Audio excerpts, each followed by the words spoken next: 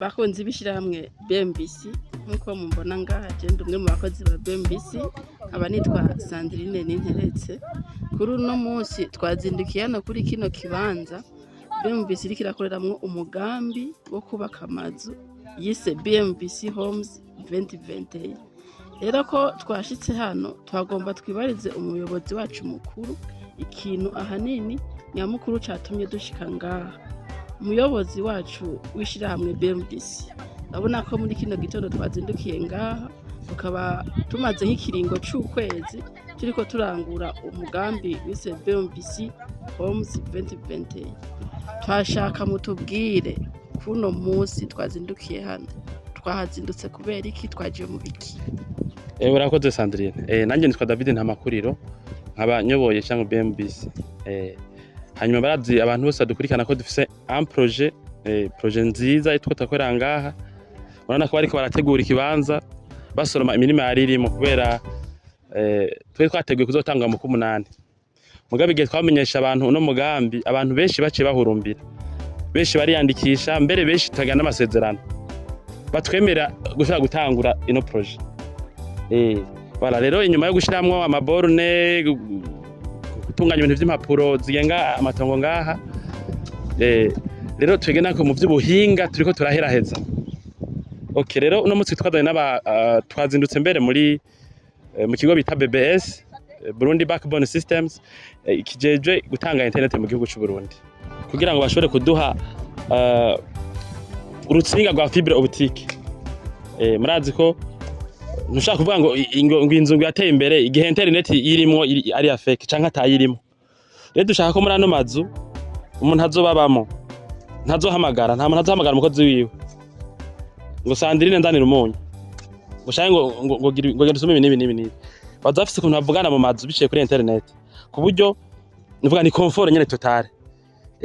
Abantu babangaha ona hazo hari ibintu vy'amakamera kugira ngo bigende neza ariko kera internet bizokoresha ya security iba iri top.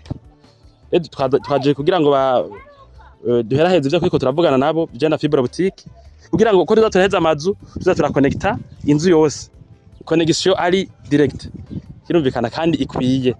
Voilà niyo ntumbero rero no kuvuga aha ni muri iyo ntumbero kugira ngo ba connecte ino quartier izo birimwo internet ikwiye. Voilà ariko kandi kwa nukuraba aho abategura kene kibanza bagijeje amaborone twahejeje bona ariko barakora nk'imirima bona bisa n'ivyeze bimwe bimwe kugira ngo dutangure kubera ntitugitanguye mu 8 ko twabivuze. Mu ntango twaba kuzotanga mu mpera zo 8 mugabo turose abantu batubwiye ati amasedano turasinya n'amahera ngaya cyo dutangura kubaka amazu yabo sivyo. Natwebwe nyene mu myiteguro kwace tuyinyarutsa cyane turavye ko ntantu babikunze.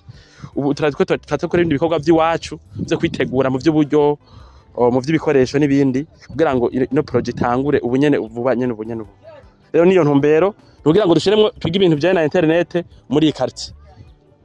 Bazokoresha internet hende kajya dukoresha gasandu canke ni yukuri. Twarabwiye ko ari amazu ari avance, amazu ari developer ateye imbere sivyo.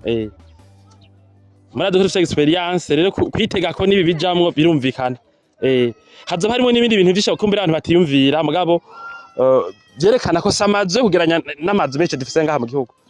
Kiretse by'amarara twavuze meza tudosha aho so duhagaze tudohakora indana amarazo ari meza cyane y'amabeto ameze neza akomeye ibintu bya security n'ibindi haje impande y'ijyanzu hazoba hari ibintu by'ama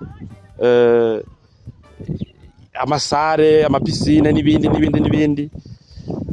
n'umugambi mwiza n'umugambi nkuko tubivuga murabona ko hari hose hakujya murabona ko ari amazu meza y'abanyi meza n'amazu meza gose hajya hose hakujya urabona hari hose ni twege tunyene tutarubaka muri kino kibanza.